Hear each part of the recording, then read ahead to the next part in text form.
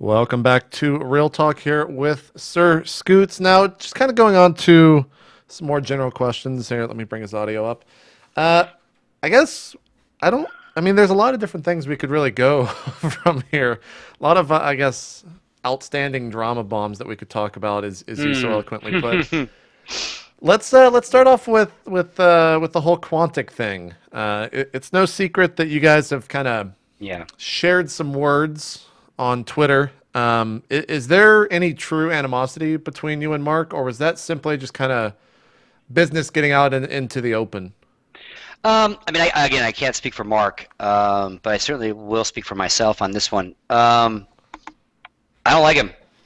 I don't like him. I don't trust him. Um, and when I finally snapped at him at Twitter, I had had my last straw of this guy. And again, my history with Mark goes way back before any of you guys knew who he was, because I met him at MLG when all he had was Call of Duty teams. And I'm a right or wrong, I'm a big stickler for like loyalty, trust, and respect. And if you burn me, if you fuck me, if you dick me, like I might have no regrets, but I don't forgive. Put it like I hold that shit close. And without going into too much deal, the guy burned me on several things. Befriended me, then burned me. All all to build Quantic to be the next EG. Very self-serving, very. I, I don't want to say shady, because shady comes off like he's trying to rip people off, and I don't think he's a dishonest businessman. Um, Shady in the sense of telling people that you're better friends with people than you are when you're in sponsor meetings, throwing your people's names around that you don't really know.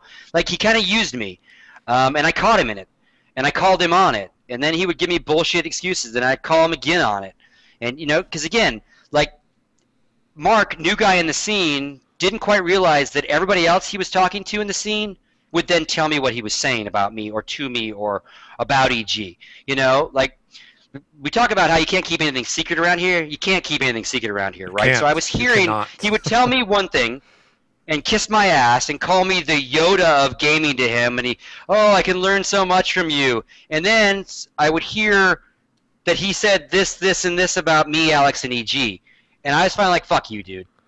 I cut him off. I'm like, I'm not giving you any more advice. I was looking at his PowerPoints. I was telling him to get into StarCraft. Like, but he used me, right? And I caught him at it. And I was just like, finally, like, fuck it. I have no problem with Quantic. I have no problem with competing teams. We need all the teams that we can get out there, right? That's always been my stance. But that particular individual burned the Scoots bridges, right? And I finally went public on it. I'm like, fuck this guy. Because when public perception of someone is so drastically different than when you see them, I feel it's time for me to say something, right? And this guy was being held as this like greatest new businessman, and yada. No, he was burning through his kid's college fund. He was burning through all his sponsors' money. He was burning through his investors' money, right? And like, fuck that, And so that's my take with Faraz. I don't hate him. I'm indifferent to him. When I saw him at events, I would ignore him. But I certainly desire not a single conversation ever with him. Just don't care. Like, you burned me, dude. Um, so that's my take on Faraz. I do wish Quantic good luck being back. It's Fujikara and the Four Knock guys and the Itsugosu guys. I still, for the life of me, have no freaking idea why you would ever bring that brand back. Whoever sold them the idea that that brand is worth anything lied. Like, its Gosu would have been better in 6 months just building that brand, right? But, somewhere they think Quantic means something. Yeah, if going out of business in 2 years and spending off almost a $500,000 is a good thing for your brand to be known for, sure. Come on back, Quantic. I hope DES comes back. I hope Rival comes back. I hope fucking Blight Gaming comes back. So, again, it just seemed weird, And I know he's not a very big part of it. So that is what it is. It just seemed weird to me. That's my take on Mark. And I bit my tongue for about a year. And finally, that last Twitter battle, I was like, fuck this guy. And one of the big things that got me and what really started that is he's a flip flopper, right? So when he liked me and I was his buddy, Live on 3 was the greatest fucking show ever. It was the greatest show ever, JP. Then when we stopped talking, and I wasn't giving him information, I wasn't helping him build his brand anymore, I wasn't giving him inside scoop, he could not believe that show was so popular. It was so bad for the scene because we were dropping F-bombs and we were swearing and we were yelling and screaming. And this is actually killing esports, JP, this show. It is fucking horrible, right? So he went from loving my show to hating my show to then being on, and it was an EG show. Live on 3 became an EG mouthpiece show. Then he did the exact same thing on Climbing the Ladder with Chan Man. Became a co-host. Used it as a platform to always talk about Quantic. And guess what? Started dropping the fucking F-bomb. You know, call me whatever you want, but you're rarely going to be able to call me a hypocrite in this world, right? And that was my final straw. I was like, wait, you attacked my show and now you're doing it? You're doing everything you said that was bad for my show? Fuck you, fuck you, fuck you. And that led to that final, like, Twitter battle with him. Yeah, that was it. That's my take on Faraz. I do wish Quantic good luck, and I don't hate the guy. You know, I think I gave him really solid advice, you know, throughout my discussions with him. So, yeah, that's that drama bomb. Not a Quantic thing, a Faraz thing. Very, very, very much so. So, and the guys, like, I've talked to Fuji about it. Like, you know, I took a shot at Rod. I had some fun with a leak I knew about. Like, and this is kind of funny. Like, I tweeted that Fortnite and its Ghostu were merging, right? And it was kind of a take on what Rod was doing, breaking news, right? Then, and only then, my Skype blows up, and 3-4 different people go, "Oh, dude, that's not the best part of this at all." And I'm like, what do you mean? This is kind of neat. Fortnite was kind of a FPS, kind of dying, owner, lots of money, not sure what he wants to do, and up and coming. It's Ghostu. That's kind of a neat thing. I'll Google it. I'll tweet it out. It's not on the scale of leaking Snoot. It's not on the scale of leaking Stefano to the organizations. Okay, no big deal. Then, like I said, my Skype blows up. I'm told that Faraz is back. They're turning into Quantic, and they're going to recruit Hyun. Well, that was just too juicy not to. I'm like, well, remember everyone said you can't keep it? And nobody that was really directly, like, this wasn't a Quantic guy giving me the scoop. These were all outsiders to that everyone talks. You know this, right? So, like, my info fucking changed. Like if anyone wonders how Rod knows what he knows, like, stop fucking wondering right now, right? Because everyone talks, you know. And if they don't talk, I'm gonna trust you, but you're gonna then kind of tell him, who's gonna kind of tell him, and I'm gonna put it all together that way. So then I just kept tweeting like, oh fuck, Quantic's involved. Oh fuck, Hyun's involved, right? And so when it was finally announced, I was like, Fuji Car, dude, I didn't mean, like, it was not my intention to steal your bubble, right? And he's like, dude, you fucking helped us. I don't give a shit. We drink at every event. This is great. I don't give a fuck. Which led to a really long conversation with him about what the new team's going to be like and how is it going to be different. And me going, why the fuck are you calling it Quantic? And him going, here's why. Anyway, so, yeah, that drama bomb put to rest, hopefully. To kind of expand on this almost information circle jerk that happens at the upper echelon of people in the know, I guess, in esports. Does this need to change pretty quickly, or it's just going to kind of fall on itself soon? Or is this what happens in almost every industry, in your estimation? Which exact part, JP? The fact that everyone knows what everyone else is doing, but we can't talk about it publicly. Yeah, I think as we grow, you know, I mean, again, real sports has leaks all the time, sure. You know, and that's, again, the debate on that topic is not what real sports is like and how Rod wants to be and how he models himself after real sports, because I think Alex made some really good points before he really shit the bed on that show. And the hype, we're in this little world that it helps the team or the event organizer to have that hype of that announcement in their world. Not always, you know, but in general, leaks hurt the hype, right? And in real sports, it doesn't matter. It is so prevalent that those leaks get out that there's no they're not making videos and they're not making splash pages about Jeter and like it's different. And I think Alex's only point was it's really easy page views for you, but if you didn't do it, it would help all of us more and you're not going to hurt. No one is going to sit here and say it's not a journalistic thing what Rod does. Like, that is never the argument I've fought with him. Because I've fought with him. My argument with Rod was the overuse and the crutch of unanimous sources, because that's really easy to do around here.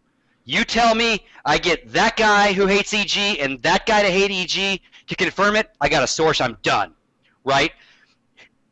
So, like, everyone can be everyone else's source, right? And I want anonymous sources to be used when the player's afraid that if he says who he is, he's never going to get his prize money, or the team's going to cut him. Anonymous sources are for serious investigative journalism where the whistleblower, if you will, is scared, right? Now, I know 12 million people could have told Rod that Slasher that Stefano was going to join EG, well, right? Who didn't know, right? Who fucking didn't know? It's almost sad because if you get a journalist, a trained professional journalist from, I don't know, any organization out there, you go to a bar and an event, maybe 2 events, 3 events. Oh my God! I'm pretty sure you would know every single thing that's going to happen in the next 6 months, even if they are like megaton announcements. You would know. Just by being at the bar. You don't even have to be anyone. Yeah, and I think Alex's point was, hey, bro, we get real journalism. Alex is a big sports fan. He knows, just like Rod, about trade leaks and how there's Twitter accounts just for it and guys at ESPN whose sole job is to research and be ahead of the announcement. He gets that. His point was, we're not there yet. We're in this world that all this hype helps MLG. If MLG can hype first, or a DreamHack, or an EG, or a Quantic, and, he's got a point, and Rod, again, has also a valid point going, I don't fucking care. This is what I'm going to do.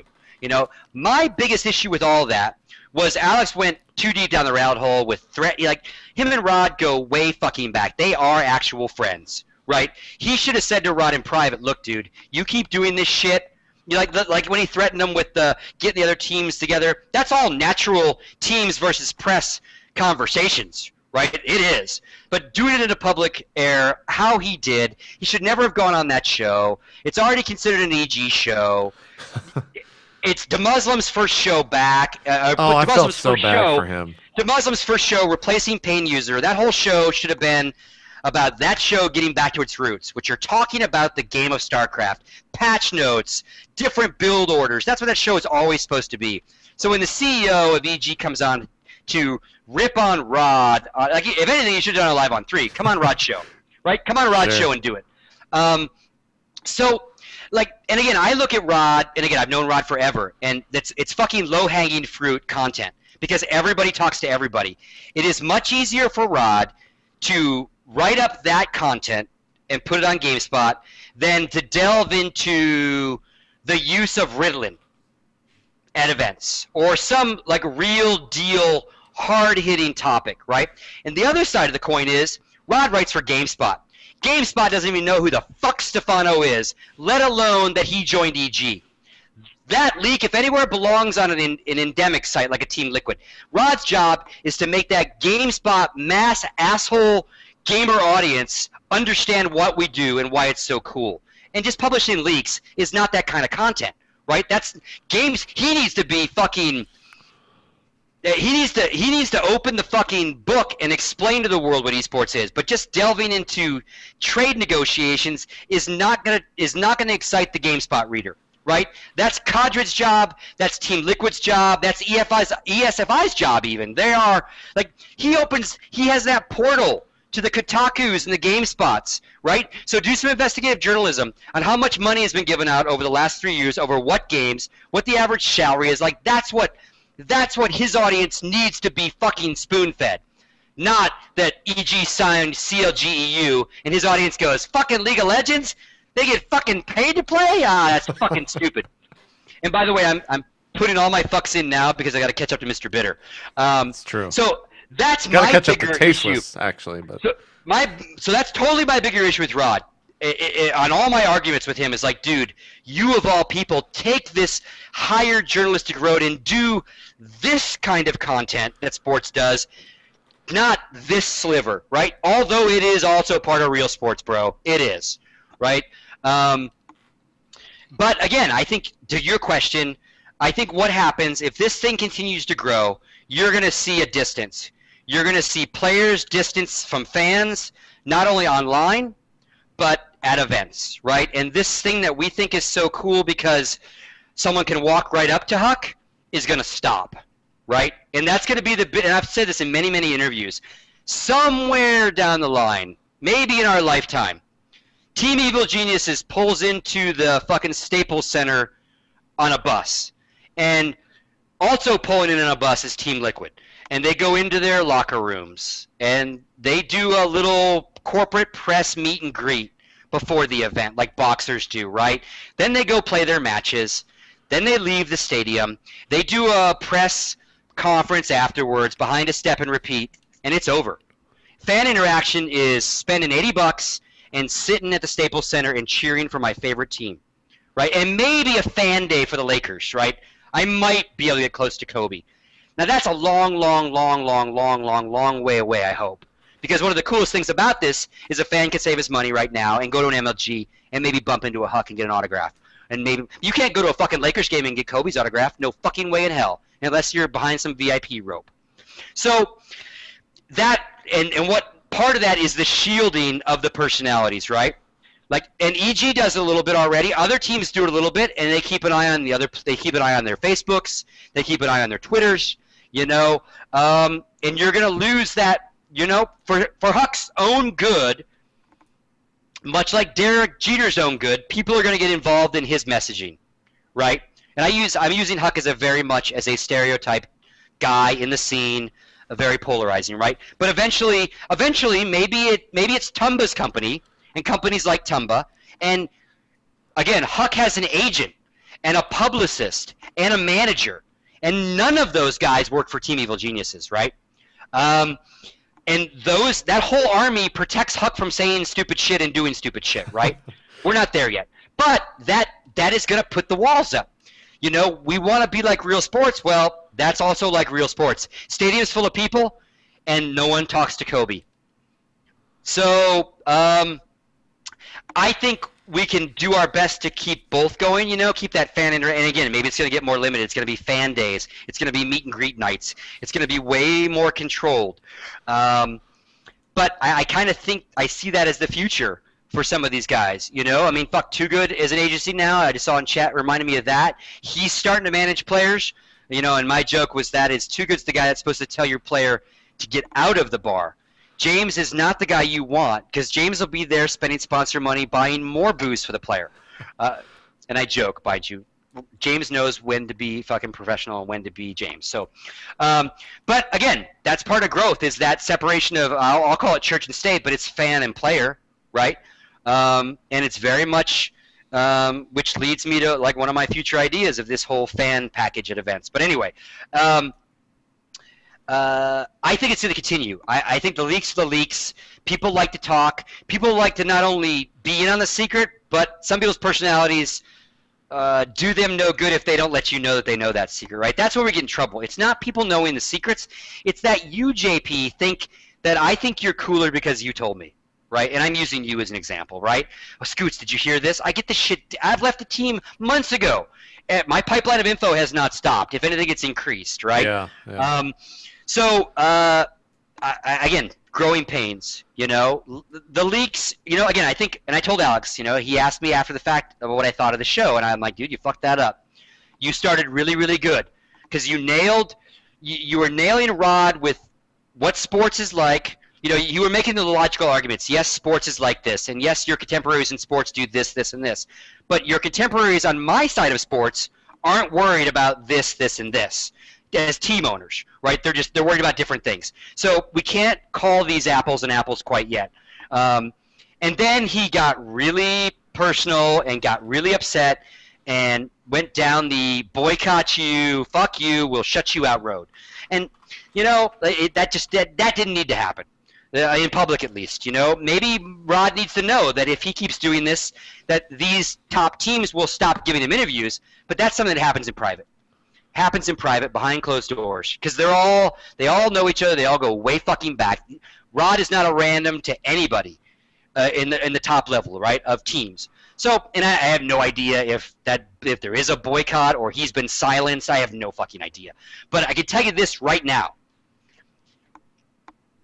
Alex's point is pretty valid. An interview with Huck on GameSpot does way more to meet Rod's quota and make him good in his boss's eyes than it helps EG or Huck, because his audience fucking rips him to shreds, and they think no one should be a pro. So, like, he's not providing the power base of real journalism to counter Alex's argument of, we'll just shut you out.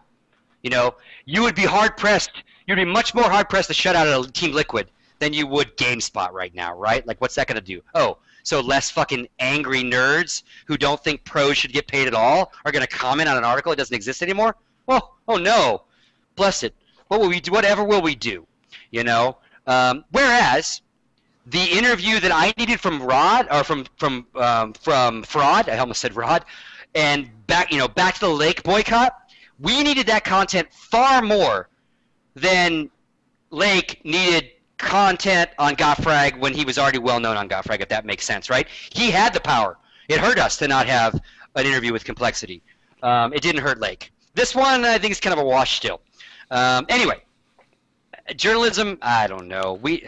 I want to touch on, and like you mentioned, investigative journalism, and I think this is almost reaching buzzword status right now in our industry, but we're still at the point, and I think me and you have pretty much anyone that worked at Godfrag have agreed on this. You can't do investigative journalism in this industry. It's so impossibly hard, because as soon as you say something that maybe puts someone in a bad light, they're not going to want to work with you. Like, why would they ever want to work with you after that? You know? You're absolutely right. It's the same. And again, it's been like that since 2005, since we started this. Yeah, absolutely. And again, like there is no easy answer, because at Gottfrag, if we didn't play nice with CPL, you could be critical to a point. Yeah. But if you went after CPL, they would just deny you access to the events. Exactly. Simple as that. No press pass. Well, now you've really fucked yourself. And especially as a Gottfrag, because that means no game sense stats, all sorts of stuff. So did we all brush? And before I joined Gottfrag, they did, and one of the things that I screamed at the most about is CXG was a big event in Vegas. They were a coverage partner for it, and it went to fucking shit. Like, it went to hell in a handbasket. It is the worst North American event ever to kind of almost take place, right? And Gottfrag was very nice. Like, I wanted them to destroy these guys, and they didn't. They did say what was wrong with the event, but they were very light on it.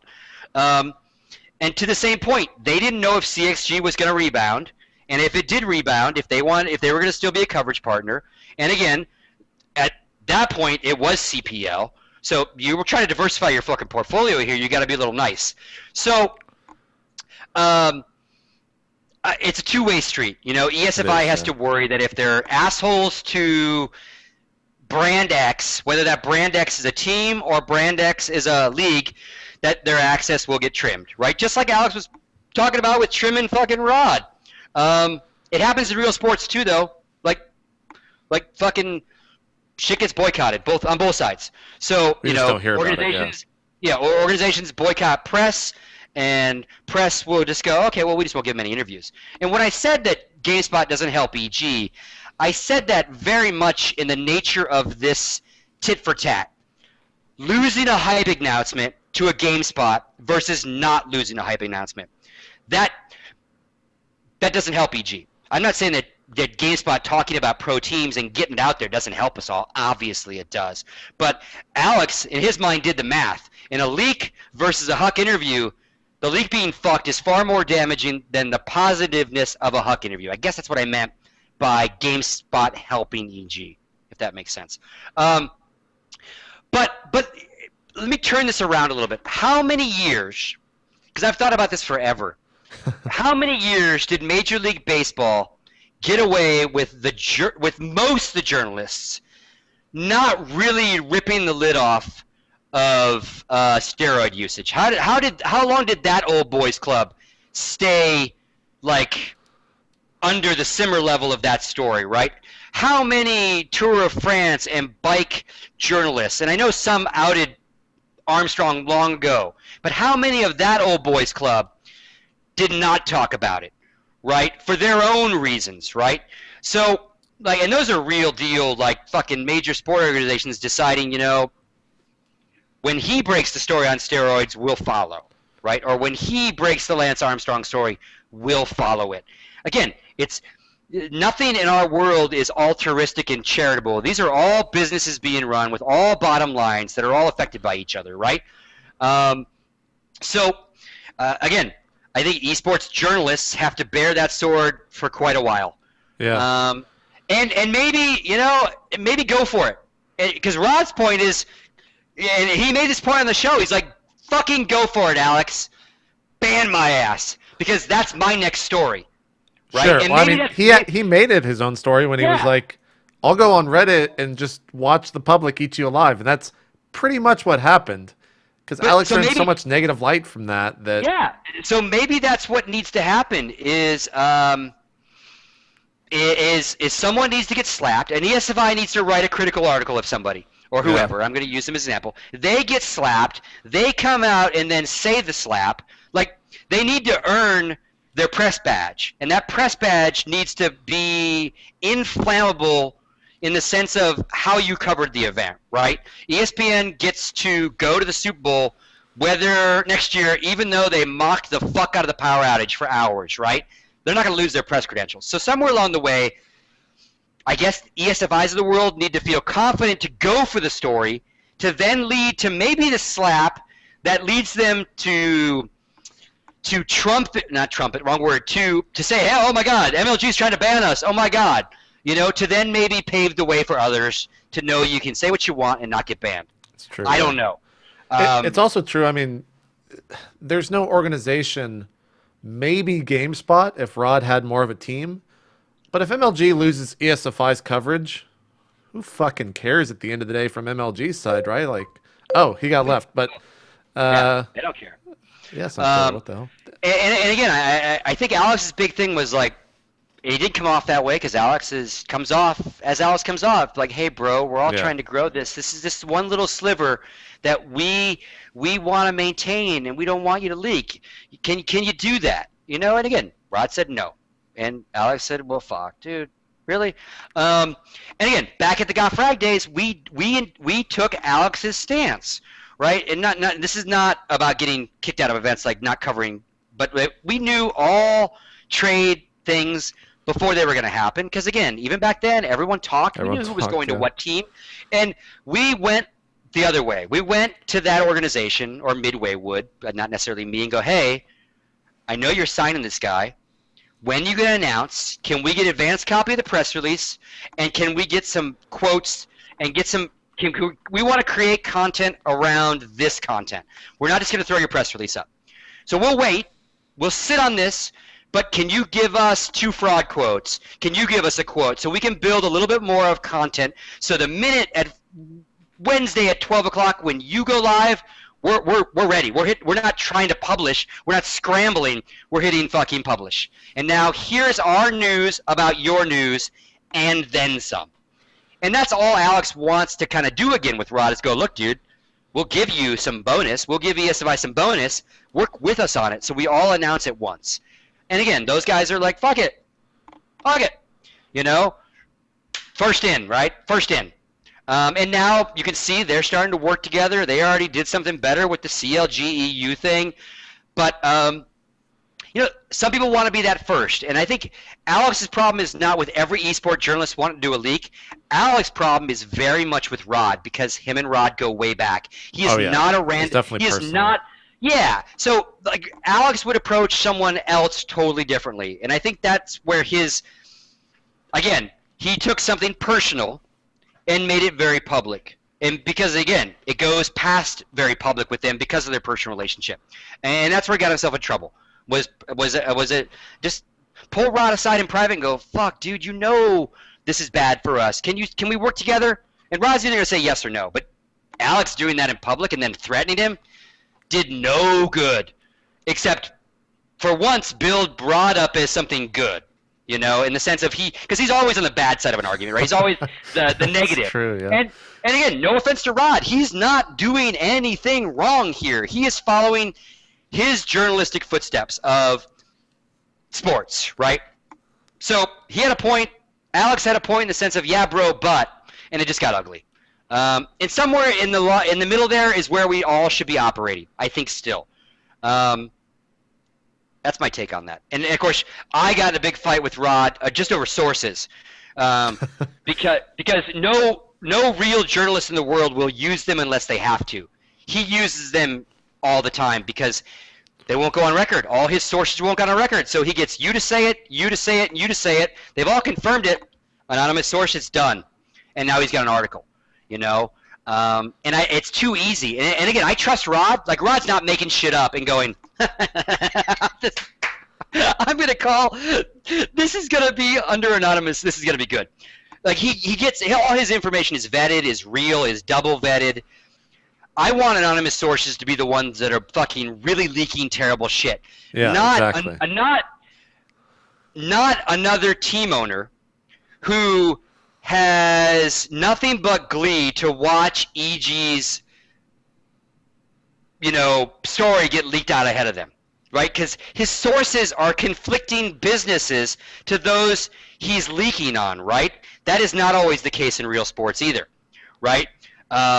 So, like, when your anonymous sources are actual competitors to those who technically in their minds you're hurting their product, that makes it even worse, right? Because you're allowing me as team owner X to take a shot at EG in public without even my name being in public. I just outed EG's next fucking... So, and again, I'm not blaming the team owners because players talk, and how did the owner know? Well, someone told them. I just wish Rod would either get someone on the record a little more or maybe just not do that particular story. But, again, it is what it is, right? It is what it is. One of the final questions, and this is kind of going back to EG, but specifically League of Legends, and it's more about internally how this was kind of resolved or maybe dealt with is the best way to phrase it. So obviously you guys have been talking with CLGE, now Team Evil Geniuses, for quite some time, probably when you were even still there. I think Alex was quoted by Slasher saying it took like 6 months to sign them, or maybe a little bit longer. But back then, I guess, Idrin and Control were on Inside the Game. They've made some not so favorable comments about League of Legends, as most of the StarCraft community probably does. Did you guys talk to them when you're signing League and be like, hey, can you calm it down? We're about to try to get into this community. Don't piss them off before we get there. Or did you just kind of not deal with that? I had nothing to do with it in that sense. Like, I had no briefing discussions with our players who are not League fans about like toning down their rhetoric in advance of a League team. And again, that's up, however those guys want to approach other games. I've always thought they've shit on other games that weren't theirs, right? And a lot of pros that play a particular game and aren't full-rounded gamers in the sense of fans of other scenes, shit on other games. The Counter-Strikers shit on Quake, and the Warcraft 3 guys shit, they all, and so, like, Jeff shits on fucking Counter-Strike all the time, and so, like, for them, like, it doesn't matter. Like, it doesn't matter. He plays StarCraft 2 for Team Evil Geniuses. His opinion about any other division of EG really doesn't fucking matter. It really doesn't, unless you let it matter, right? He's not there to do anything but represent EG StarCraft 2.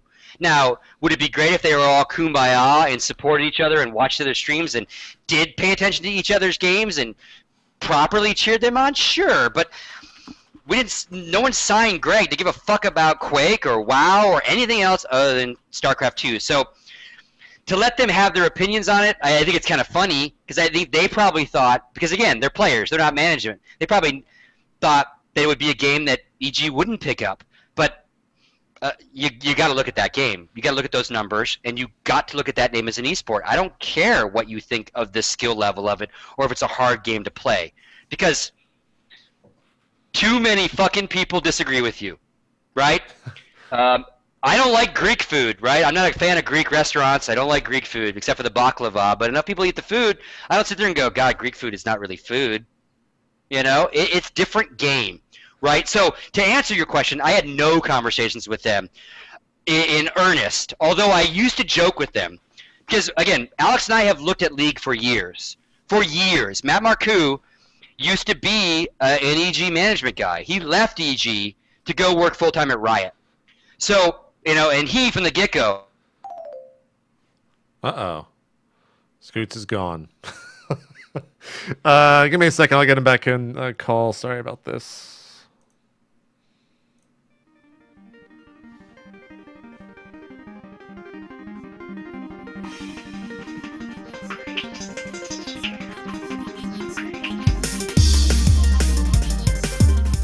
I think Total Biscuit just DDoS SirScoots so we can keep the longest drill talk.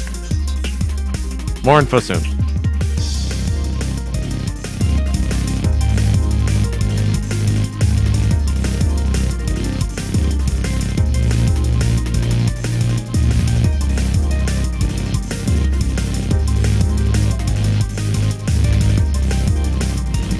Am I back? That was weird. Where did you lose me? Like, Google Hangouts just closed on me, like we were no longer in Hangout. I don't know what happened, man. TB was obviously Okay. DDoSing you, so he can still reign as the longest real talk. I don't know what where I left off, but so League. So Alex and I have been thinking about it for years. You know, I've got really good friends in guys like Seltzer and Torch, and you know, Seltzer and I used to get, and Torch used to get in arguments about League of Legends because obviously they've been fans of that game since the get-go, and I was like, come on, really, you know? And again, this is when StarCraft is ruling the day. And again, I don't play the game, so I didn't have any intrinsic involvement in knowing if it was a good or bad game. But I was like, oh, whatever. To me, it's like WoW, and we talked about this. WoW, when we streamed WoW for MLG, it was the most popular stream there was. And when WoW was on the circuit for IEM and everywhere else, it was the most popular stream, more than Counter-Strike, more than anything else. Why? Because 15 million people were playing it, or at that point maybe it was 10 million or whatever. So it's just law of averages. More people playing it, more people are going to tune in. And Blizzard wasn't embedding the fucking client like League does now, but we would get 30,000 people watching those MLGs and we'd lose our fucking mind. And we all disliked the game. I was like, I can't believe I got to go fucking direct WoW again. This game's terrible. But I've since changed my tune going, I don't care if I like it or not. If that many people want to watch it, obviously it's a sport to them. It's a competitive thing that they're fans of. So it makes no sense to hate, right? And obviously League has come a long way. So we've looked at teams for years. What happened with EG is we got ourselves into a point that we waited too long. And the only teams we wanted, it made no sense for them to join the brand, right? Because the curses and the TSMs and the brands that EG would go after, the top players, top teams, top streamers, certainly had no need for EG. They were making more money than EG was going to pay them. So we kind of got in a pickle. Do you want a crappy League team and you hope they get good? But if you have a crappy League team, is anyone going to watch them? If no one's going to watch them, why do you want the League team in the first place, right? So it was very much a fuck. And then they announced Season 3, right? And then we're really like, fuck. But then they announced Season 3 and they tell Alex and everybody else, well, you can't have a Dota team. You can't do all this shit anyway, so you shouldn't care. Because we weren't going to cut our Dota team. So then we stopped caring, and then I created a big stink over this, which everyone thinks I made up. I didn't make it up. It was going to be a rule. But that led to a whole lot of things. Teams dumping their League teams, so they only had one League team. And Riot changing their idea that you could have a Dota team and a League team, et cetera, et cetera. Well, along that way, a couple teams become free. Prime example, CLG EU, right? They're not the main team. So could they go get their own sponsors or get their own money and match whatever EG could do on top of Season 3? Yeah, I'm sure. But I think Snoopa and those guys were all like, why reinvent the wheel? Why don't we get all the rewards, but join an EG who's going to pay us and then some. And we don't have to worry about plane tickets, and we don't have to worry about sponsors. Someone else that does that for a living, selling esports, can go do that for us. And that took a very long time, but obviously EG ended up with CLG EU. That particular team does not become available. EG might still not have a league team, right? Because, again, the top ones that EG wanted were taken and well-financed, you know. So, I don't know. I watch it. I'm starting to learn it in the sense of understanding what I'm watching. You know, Marcus was here months ago, and he got me playing it and kind of walked me through. Again, I've played a little bit of Dota. I've played a little bit of League. Not my favorite game type. You're not going to see me like losing sleep because I'm playing Dota probably. But again, doesn't mean it's not valid. Again, their numbers make it valid whether you just can't argue it. You just can't. You know? Fuck, you can't argue it. You know? So that's my take on League. And I don't care what Jeff thinks. And it's weird that they're now going to get shit for that. Like, why does Jeff's opinion... Every week they get shit for that. Yeah, why does he have to like League? Just because his employer has a division for it. Now, yeah, did they talk a lot of shit now, maybe eat a little crow? Yeah. But that's just, I mean, you know, he wasn't hired to care about League of Legends, you know? So, I mean, it is, in that sense, it's weird, you know? But it certainly makes sense that EG is involved in the game, and probably in retrospect, we could have been involved earlier if we would have been more proactive, and maybe had a Season 2 team instead of a Season 3 team. But, you know, it is what it is, and I say that a lot. Because, again, no regrets. You know, you look to your past to fix the same decisions in the future if you can, but otherwise, fuck, yeah. But I don't know. People shouldn't hate on particular players hating or liking different games. I think that's just silly. One of the final questions, I don't really know the basis for this question. It comes from Reddit, so I'm just going to go ahead and ask it, and you can explain it. People were asking me to ask you about an eSports package. Apparently, I missed this Twitter conversation. Yeah. So what is going on? Are you building an eSports package? Yeah. Well, it's very much an idea, and of course, anyone's welcome to give it a shot too. I think my partner's logistics background in meetings and such make it hard for anyone else to kind of do. But the idea behind it, and I've been thinking I've been thinking about this for a long time, even when I was with EG, but just kind of in the back of the head. In the world of like regular sports, and again, I look at a lot of what we're all doing is very sports-like, and we can debate all day long if what they're doing is athletic like a sport, and if there's athleticism that transfers over. But I often mention that we're very much like sports in the businesses around us and how we are monetizing and we'll plan to monetize in the future. Like, a lot of it is very sports-like. And one of the things that's very, very big in sports, and especially big events in sports, is packages. And what basically happens is there are ticket brokers, and corporate America uses this a lot for some of those things I mentioned to you. They'll buy into a sports package and then enhance it for their corporate client, and then wine and dine people at a Super Bowl. Is you get a ticket broker, right? And a ticket broker will have a deal with the NFL or the NBA or the Masters or whatever sporting event we're talking about. And these ticket brokers do it for all tickets. And they'll buy X amount of tickets, and then they'll put a package in around that. So, and the package includes, you know, your hotel room and helping you when you land at the airport and meeting you and getting you checked into your room, and you get a goodie bag and you get a special lanyard, and they've made sure you've got good seats for the event. They're going to then wine and dine you for a couple days, and you might have a cocktail reception where they've gotten an old sports star, let's say you're doing a Super Bowl, to come and speak to you for a while. And then you all go to the event together, and you might have a hospitality suite at the Super Bowl to have free foods and nibbles and all that. And then you enjoy the event, and it could be a one-off event. It could be one game. It can be a Super Bowl, or it can be a Masters Cup where it's 4 days of golf. And then, you know, again, they basically take good care of you while you're there, put you back on an airplane, send you home. They take all those costs and they give you one price. So they take the ticket cost, and they take the hotel room, and they take all the goodies, and the swag, and the food and beverage, and the cocktail parties, and what they have to pay those ex-superstars to show up to give you autographs. And they give you a package price. So for $19.99, you can go to the Super Bowl, JP, and that gets you this, and this, right? A lot of what it does is it just logistically makes your life of attending the event easier because you've got these people there to help you. So you're never on your own. And again, it's got to be a clientele that knows that they're paying a little bit more than if they just did the bare minimum themselves. Bought their own ticket, figured out their own hotel, and just went to the event. Because people do that too, you know. Mr. and Mrs. Johnson buy 2 tickets.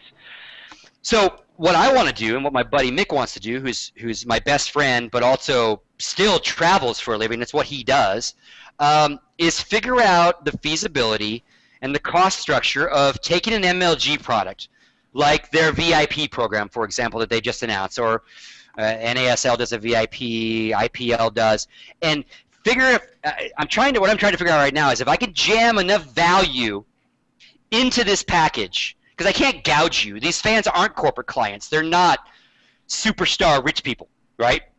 And so they have to know that they're going to spend a little bit more than what they would spend on their own, but not thousands more. And for that, I'm going to try to offer all these kind of things in a package. So if you're on our package, there's a meet and greet on Friday night that we've secured pros, and you maybe at a DJ Weeder at day 9, and you come spend a couple hours with this very small audience of people. They've bought into this, right? And of course, MLG gives you front row seat already, and a hoodie or whatever. So I want to take that concept and the concept of what people are already doing for VIPs, esport wise, for that fan, and just fucking blow it out its ass. Much like these, because the sports packages are all different ranges. You can go, I mean, anyone can Google like fucking Super Bowl sports package, and you'll see all the companies that offer them, and you can get bare minimum, you can get really expensive ones, but I want to do it on a couple reasons. A lot of fans don't travel so much, so they're kind of actually truly nervous about the experience. So that's part of it is, hey, don't worry, when you land, you're going to come down that escalator and you're going to see a sign. And that's going to be the logo of our company or whatever. We're going to get you into a shuttle, get you to that hotel, make sure you get checked in. We've been part of your hotel reservation process, so you're not going to get fucked. You know you have 2 queen beds. Then we're going to make sure you have some interaction with the people at the event, whether it's the Sundances or the players or whatever. Maybe you're a Call of Duty guy. It's Call of Duty teams at the meet and greet. And again, jack that all into this package. So, and again, not air. Like, I'm not a travel agent. I don't have access to make your air cheaper. And especially nowadays, anyone online can book air just as cheaper as a travel agent. So we'll take over when you land and basically do all we can from when you land to when we take you back to the airport and you get back on your plane. And right now, me and my buddy are figuring out real-world sports packages and, cost of that versus esport. Because we know that I need to find that fan that has a little bit more disposable income or wants to spend a little more, knowing he's on a package and he's getting all this shit that you cannot get any other way. Like, the idea of packages, I'm offering shit that you can't get unless you buy the package. Yeah, you can still go to the MLG, and maybe you can still buy their VIP package, and you can still buy a room in the room block, but it's all this other shit, right? And, I've started some conversations with Adam at MLG. Obviously, that is his world of their events. So him and I have had some really good conversations so far about how we can work together. Because, again, the idea is not to compete with MLG, but put more people inside MLG and make their experience even better. And not gouge anybody in the process. I need MLG's help. I obviously need fans that aren't the brokest, right? There is obviously a cost to this that's more than if you went bare bones yourself. But the idea is we're going to figure out how to do like right now, the basic package is based on like double occupancy. So 2 people in a room. But maybe you're rich and you want your own room. Well, okay, there'll be a cost to just buy your own room, and you're going to eat the difference in that room rate. But maybe it's the opposite. Maybe you really like everything else I'm offering, but fuck, can you put 4 guys in that room, Scoots? Yeah. We're going to sell you and your 3 buddies a quad package. You get everything else the same as anybody else in the package, but it's going to be a little cheaper for you because you're willing to put 4 guys in 2 double beds versus 2, right? So there's ways to kind of upsell and downsell the package, but right in the middle will probably sit like double occupancy, 2 people. And that's kind of our plan. I know I'm not going to get rich at it, and I'm certainly not going to make a whole lot of money in the beginning, because again, what I am just now seeing is fans willing to spend income to go to events that aren't related to anybody. They're fans. So the next step is how many of those fans are willing to pay for a premium, upgraded experience. We already know that they'll buy the event's VIP packages, right? So now I want to blow that idea out a little bit more. And again, in 10 years from now, when we've got way more fans and Riot is filling out way more stadiums, then this business that starts now will be well entrenched as one of the key fan interaction hospitality program companies. And that's where I'm looking right now. The way a tour company makes money is they sell packages by the thousands, right? We're not going to do that for any time soon. You know, they'll sell 2,000 Rose Bowl packages, which means hundreds of buses, and everything scales at that point. Their rooms are cheaper, their food and beverage is cheaper, all that is cheaper than the, you know. I got to worry about, can I sell 50 packages? Can I fill a bus? You know, another cool idea. So we're looking at Anaheim. I think is going to maybe, like, this first MLG. I'm obviously a director of their Blue Stream, so I'm not going to be able to do any of that stuff other than have some meetings and talk to some people. But again, the idea behind it, I think I found a niche that helps everybody and hurts nobody. Because again, the next side of this is I approach the players and the teams that I want to be part of this, and they have to get a slice of this package. I can't ask Idra to come to a cocktail reception for an hour and a half and do autographs and pictures and do meet and greets and not compensate him, right? Just like in the real world. So appearance fees and all that. So lots of neat ideas, you know. The other idea is eventually can EG sell 50 packages on their own? And I've built out a package that is the ultimate EG fan package, right? And it's, you know, everything you get from goodies to, you know, the stuff we room deliver at night is their sponsors and their packages. And I help more EG fans get to an event. And I help more Liquid fans, and their package is different. I think that's the next step. But I don't know. Like, my worry right now is, can I sell 50? Can I? We work on, like, busload numbers, right? Can I sell a busload for Anaheim? I think I can sell 50 packages. If they're not too expensive, then if JP sat down and went, okay, my hotel would be this. What am I getting bonus? Okay, that's $500 more, and I get, yeah, that's totally fucking worth it. You know, a VIP pass right now is $250. So that's the numbers we're crunching. I think it's a really cool idea. And again, helps teams, helps leagues, and stuff like if we do Anaheim, I talked to Blizzard and half day on that first day before the events start. Well, guess what? You can go tour Blizzard, or you can go tour Riot, or you can go tour Treyarch. What game are you there for? And we'll do tours, and we'll organize all that. We'll put you on buses, work with Blizzard. They'll take you at the door and walk you through, like that kind of shit. Again, shit that Joe and his friend Frank, who saved their pennies or whatever, can't do on their own when they get to Anaheim. You know, a day with Disney and the players. And again, you got to compensate all these different people. So again, I'm now figuring out costs and my profit margin versus, you know, taking care of everybody. So that's kind of my next idea. And I'm really excited about it because, again, in the real world of sports, it's a huge thing. Huge thing. You often can't get to some events if you don't buy in a package because they've gone and kind of, they're ticket brokers more than anything else, and they buy every fucking Super Bowl ticket they can. Jason Bass just went on the exact same kind of package on behalf of his brother.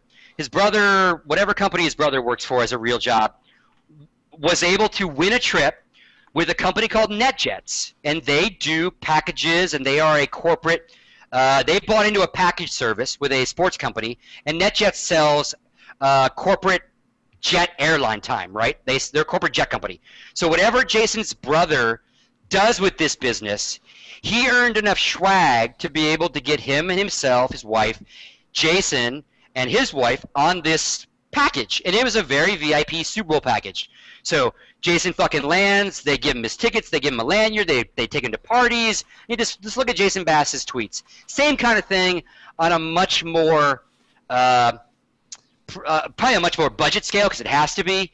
and obviously geared right towards esports. That's my next thing. So that's the package thing I tweeted about the other day, and got really, really good fucking feedback. Now, of course, everyone on Twitter might say it's a good idea. I need people that think it's a good idea to actually buy the packages, but we'll see. Long way to go. But and shit like we'll do a Scoots After Dark every night, and we'll bring you on, and you're going to give us a recap of that day. And the only reason you're in that room is because you bought into the package. But I can stream that to the world, so I can get sponsors involved. Like lots of really cool ideas. What's the name for this, Scott? I don't have one yet. You I don't don't have have a one. I started thinking about eSports experiences, but that's so pretentious and stupid. I take off on GG, right? EE. But so I don't know. It might be. I don't know what it's going to be called. I got no clue. But the idea again is enhanced packages. Why don't you call it enhanced packages? I like that one. Buy my enhanced package, and so we'll see. If I can sell 50 packages and take care of 50 super duper package owners at this next MLG, not this next one, but Anaheim, that will be the start of it. So we'll see. There was one more question I wanted to hit on before we do the final question. Oh, production. So obviously you're no stranger to production. Yep. People have been pretty vocal as of late in what everyone's doing wrong in the production world. So I want to know what everyone is doing right, but what else they could do from you.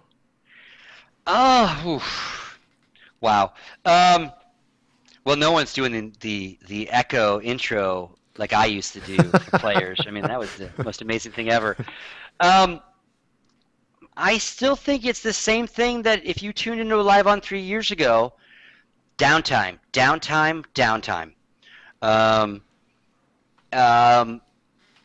And preparing for that. Too much, we'll be right back, and 20 minutes later they're back. And I know some of that is random because, a match ran late or a player's not set up yet, so they're in a stall mode, so it wasn't like they did prepare for it. But because I think production level, I think now you're just splitting hairs when you look at some of these top organizations and how they're streaming and what they're streaming. I think it's all come a long fucking way. Put it that way. From the days of Octoshape and peer-to-peer bandwidth sharing and having to pay for your bandwidth. Oh Jesus, Octoshape. But I still think, and I think it's a necessary evil. So when I say it, I don't think it's fixable yet. I think it's an unfortunate evil that people still care more about the broadcaster and the talent and less about the player and the story of that. Then, yeah, I think that drama. And again, if you look at real sports, that just doesn't exist.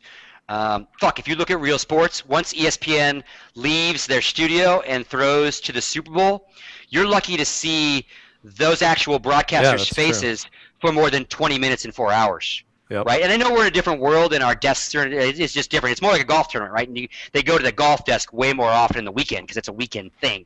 But at the end of the day, you need really good storytellers. So I do understand why talent is emphasized, but there is nothing to talk about with the story makers without them, right? Without the players.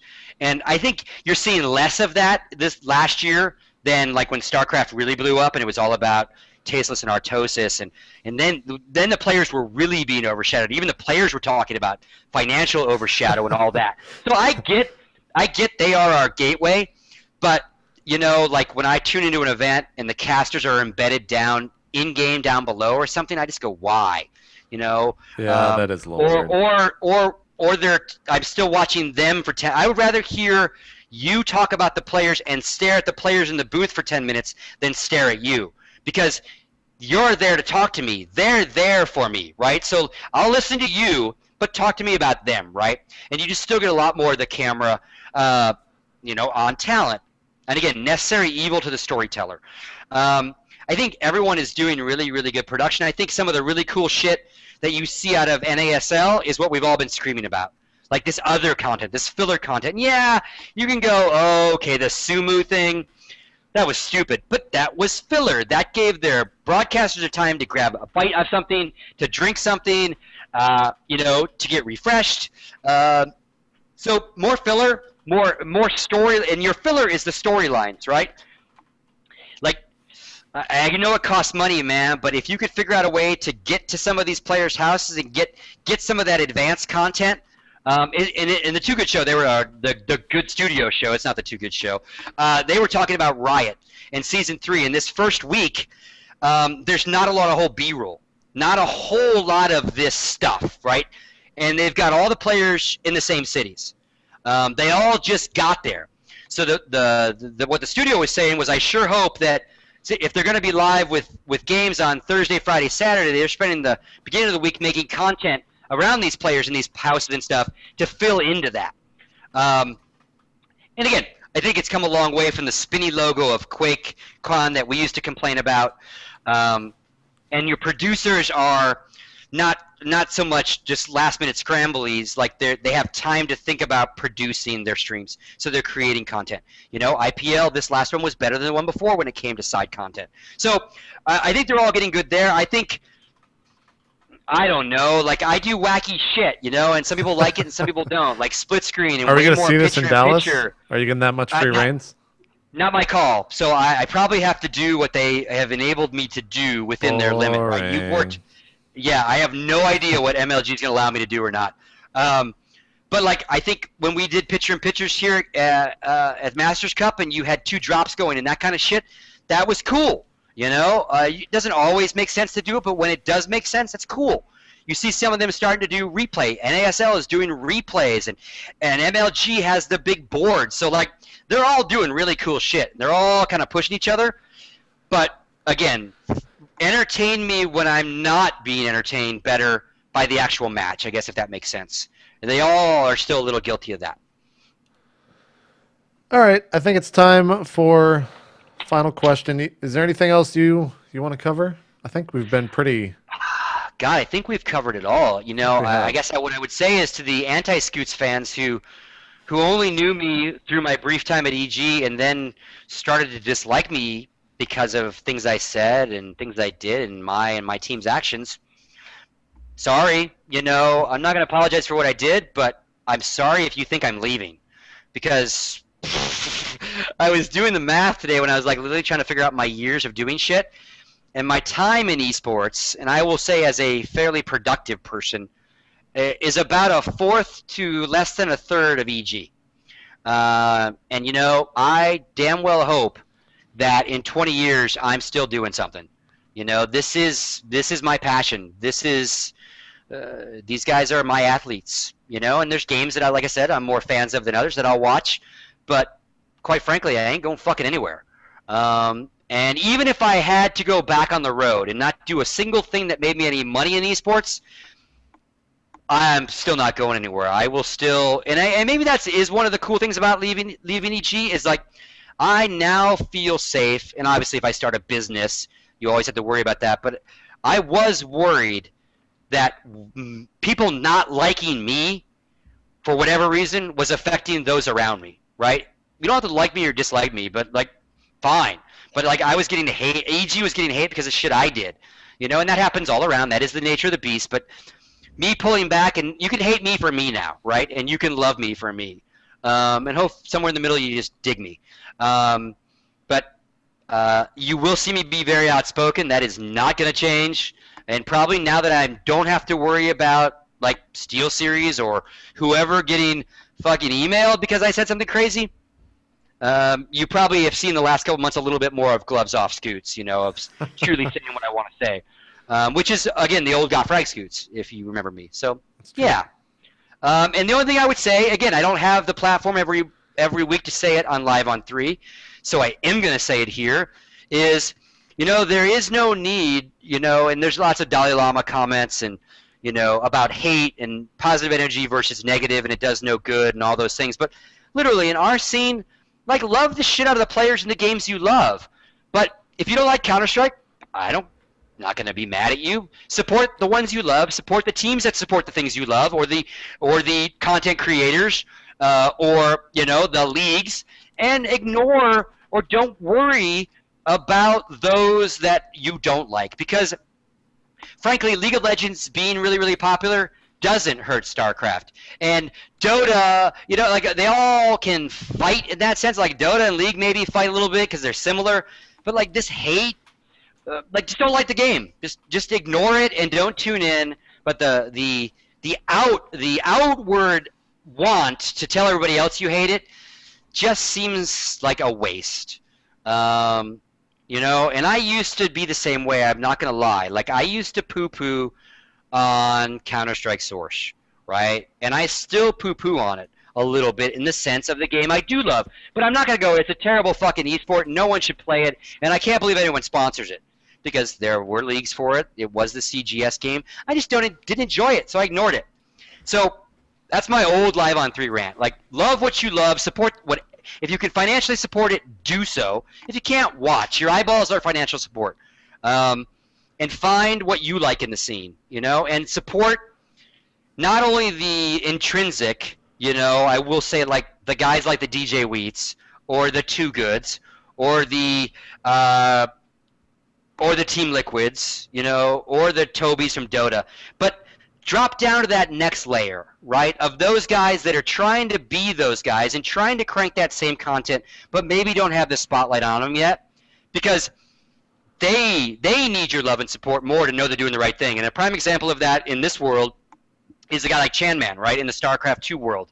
Like, that guy is the old Mr. Bitter, right? And look where Mr. Bitter is now, right? Has really made a really nice place for himself. And Chris is knocking the shit out of content, right? And I will be the first one to say I didn't watch his shit for a while. Part of it was I was too fucking busy, and back to my excuse, like I got too much to fucking watch. But now I've been able to tune into some of his shows, and I thought the kid was like 18. Now I know he's older, he's like 30-something, got kids, and he needs your love. He needs your support. He needs your tweet going, Chanman, really like what you're doing. And again, that's how Mr. Bitter started, right? So, yeah, love what you're going to love. And, that even means you. Like, you fucking stream crazy shit. But if I'm a JP fan, I should love the fact that you stream crazy shit, right? And I don't need to go to StarCraft Reddit and hate you because you're no longer on a StarCraft 2 stage, right? Really? What the fuck? So that's my long-winded, like, kumbaya rant. Okay. Final question, Scoots. Have I beat the record? I think you're just shy of it. Sweet. You might beat One it more. with this question. Define success. All right. Using that as the definition of success, do you find yourself to be successful in this day and age? I define success as being happy with whatever you choose to do in life. And, you might be a ditch digger, and that makes you happy, and that's your happiness, right? Because you know that you can dig a ditch better than anyone else, and you're the best ditch digger on your company. No one digs a ditch like you, So I'm a big, big proponent in, like, try to find your passion and make it into your life in the sense of paying the bills. And I thankfully have been beyond lucky, from my college jobs to ascending the GOT frag ladder, everything, MLG, EG. I was able to like sink my teeth into shit that really got me excited, and I didn't have to just go take a job to pay the fucking bills. And unfortunately, like the people in the world have to. So, success is a very much an individual measure, and for the most part, I've loved what I've done. I've been able to pay the bills doing what I love, so I find myself incredibly successful. Because to me, the success is not how much money is in the bank account. It's not that figure. It's the act of. And again, being able to wake up and again, it's a rarity. Pinch myself. And again, if I can get this package idea off the ground, or even if I have to go back to freelancing on both sides of the world, I love those things. So I'm beyond lucky. Search for that. Search for that. And if you can find a talent within the world of pro gaming, maybe it's a player, maybe it's a broadcaster, maybe it's a producer, maybe it's a website guy, give it a shot. You're going to toil for a long time. You're not going to get paid for a while, but there can be a silver lining. And those silver linings are getting more and more prevalent as more and more money comes in, right? And And yeah, lead with your positive charge. And again, I can often be the worst example of this because I like to rip people to fucking shreds, and that's not positive. Ripping someone to shreds is negative, but it's positive if you shine a flashlight of knowledge on them and they become a smarter, better person. So even by being an asshole to someone, you can be a good guy. You know, like I called 91 an asshole on Twitter. You didn't ask me about that. I called 91 an asshole on Twitter. That doesn't mean I don't like him. Like, I'm an asshole. Some of my best friend, Mick, my best friend, is an asshole. You know, he is. That doesn't mean I hate you, right? And so those, because I think that was a question asked me about Naniwa. I think he's an asshole for all sorts of reasons, but it doesn't mean he's a bad guy. He's just an asshole to me, right? I'm an asshole. Anyway, big rant. Did I cross over to the border? We'll have to wait on chat for that. You got any shout outs, Scoots? Yeah, I will give shout outs. You know, and I might as well start at the beginning of Scoots. You know, I give huge props to my parents. They're two very, very different individuals. You know, I lost my dad when I was 25 to cancer. And he is very much half of me, my logic, my thoroughness, you know, that translated over, my short temper, that translated over. But my dad was always the guy that said, go for it. If you want to quit college and jump right in, fucking go for it, because I did. You know, very, very, very supportive, and supportive with me to be what I am. You know, my brother wanted to be a professional rock climber. Try to tell your parents you want to be that in comparison to even a professional gamer, right? I mean, but they were like, go for it. You know, if you want to go live in Yosemite and live in the dirt and pursue this dream, we support you. My oldest brother with boats, same support. So I've had this support system all my life, no matter what my life's decision was. You know, my parents became confidants and best friends as I became an adult. So there was never any, oh, I can't ask my parents that. Oh, shit, I can't. They were the first I would call and go, I want to fucking do this. Should I do this, right? My mom now lives with me, you know, again, full circle. Again, always been, even after my dad died, nothing but supportive of this crazy career. You know, and she has seen the guys from Months come over and see us make live TV, because again, the studio's here, and she just giggles her heart out, you know, she gets a kick out of it. So very supportive structure from day one in my life, never ever stopped. And I wouldn't be here without that, you know, I could have got pushed down a whole different hole. Then, you know, in the pro gaming world, the guys that got Frag who gave me a shot and realized that I was another adult in a world of like young kids trying to make business, you know, that saw that I could bring something to the table. And that's Lee Chen, that's Trevor Schmidt, that's Jason Kuhn, that's Joe, you know, those are kind of the main owners. And they went, let's give this kid a slice. I wasn't a kid, I was older than all of them. But let's give this guy a slice, it makes sense. And we went on a hell of a ride with Got Frag, and you know, we sold that business for probably way too much fucking money than it was worth, but, you know, laugh all the way to the fucking bank on it. That translated to really some good guys within MLG that, if nothing else, they were very, very supportive of Goffrag TV. You know, we fought an uphill battle from day one at Goffrag because we were a PC organization. They were buying us to pad a portfolio, and, you know, at the end of the day, we weren't their core. Their core was Halo in their own world. But they understood the streaming side of what I was doing in Alchemist and Goffrag TV was actually really, really cool. And so they financed it. They allowed me to get paid and to buy gear, and I streamed one of their first ever higher production quality streams at MLG Meadowlands. I did their Halo stream to show them. You know, Puckett and Ryan came to my house to see what we were doing with TriCasters. So they gave us a shot, right? And again, you know, they gave me an opportunity to move. I appreciate that. They could have just said, nope, closing the shop, wasted too much money on Goffrag, we're done. But they saw something in a few of us and said, hey, you interested? The Goffrag guys in New York and the MLG guys probably knew in their heart of hearts that I was going to say no, because they talked about us moving forever, and I was like, I'm not fucking moving. So they probably knew I wasn't going to go, so big thanks to them. And then, obviously, the last two big thanks land at DJ Wheat and Chib Squad, if we're going to use online tags, are Marcus Graham and Alice Garfield. You know, Marcus said yes when I wanted to hop on that show, and that show, like, opened it right back up for me in the sense of keeping me in the public eye and allowing me to vent. And at the same time, Alex Garfield came to me with this other opportunity of of an offer that was too good to refuse. And again, led me down. Both these guys led me down another career chunk of this pro gaming thing that again wouldn't have been there without him. Nobody else could have asked me to join a team when Alex did, and and no offense to those guys because I had mended all my fences, but like Alex and I, way back.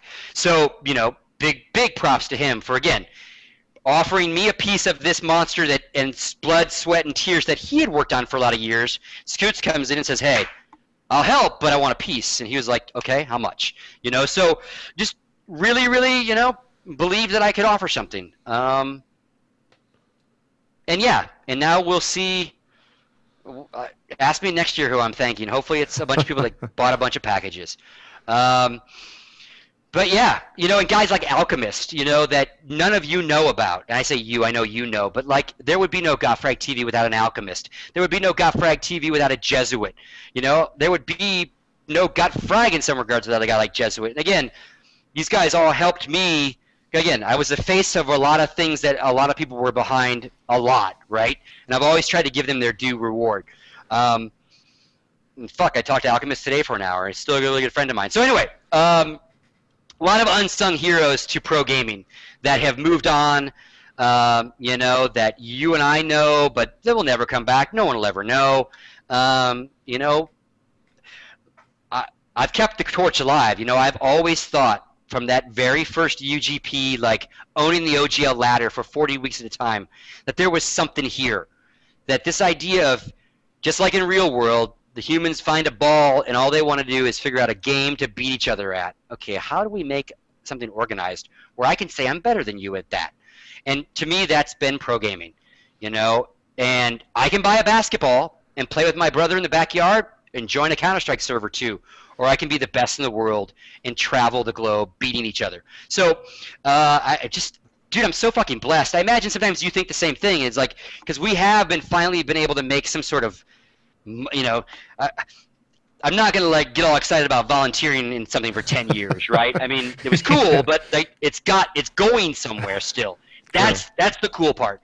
And to just have an opportunity to be part of it. I mean, fuck, what was it like for the first snowboarders who went, hey, let's build a half pipe like skateboarders do, and then let's organize this, and then let's have a mountain circuit. Now it's the Olympics, and now Shaun White makes more money than fucking God, right? But it didn't always used to be that way for snowboarding, right? So that's it. I've ranted way too fucking long. Thank you for your support. And those of you that have criticized me constructively over the years, whether back then or now, I'm not like Day 9. I read everything, and I've gotten better at not going, oh yeah?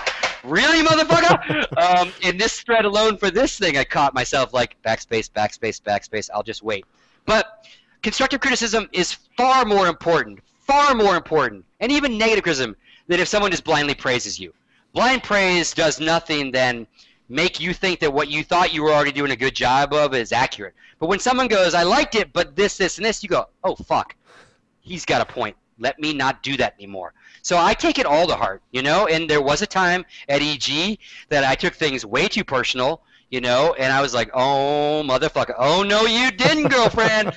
But eventually I was able to just kind of get to a point where I was kind of laughing that off, or it bugged me in private.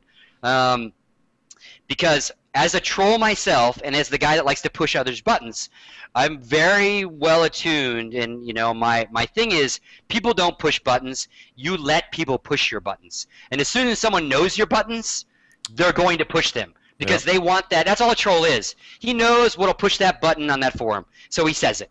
And I'm pretty good at pushing them, and I've gotten much better at going, okay, nope, not going to rise to that, brother. But I still rise, right? We all do. Exactly. So there you go.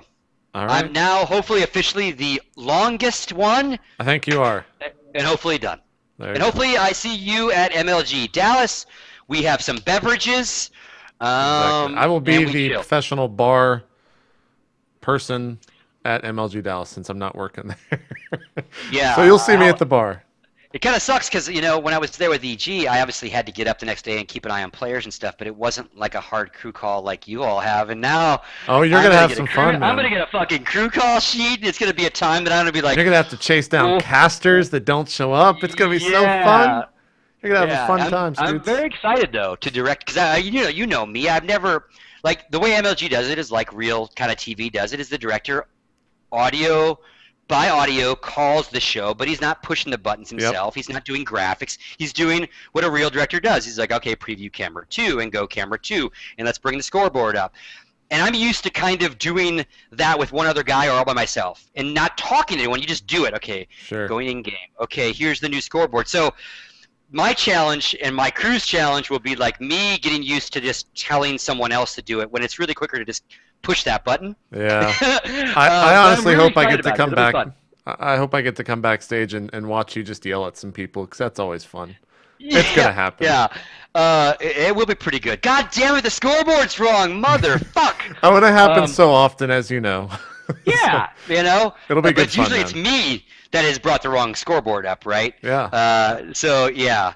I'm really looking forward to it, though. It's been a long, Awesome. Again, I've worked for MLG years ago, so it'll be neat to go kind of back behind the curtain. Again, this one's kind of a one-off to do the event directing, and hopefully, though, it leads to like doing a bunch of packages with him. Like I said, Adam and I had a really good convo so far, so hopefully, and again, it's not an MLG thing. It's a big esport thing. I want to be able to have packages to the DreamHacks and the BlizzCons and the IPLs and all that. So we'll see. We shall see. Awesome stuff. All right, guys. And my last shout out, you. Oh, well, thank you, Scoots. My long-term friend who I have known as Moogle and D-Pad and through many, many games. It's really cool to see you over the years. I want to end the show on something that no one else will get but you. But fuck Australia, man. Fuck Australia. Fuck that guy sideways. Fuck that guy. I'm with you, bro. I'm with you. All right, we'll see you guys later. Thanks for watching Real Talk. We're out. Peace.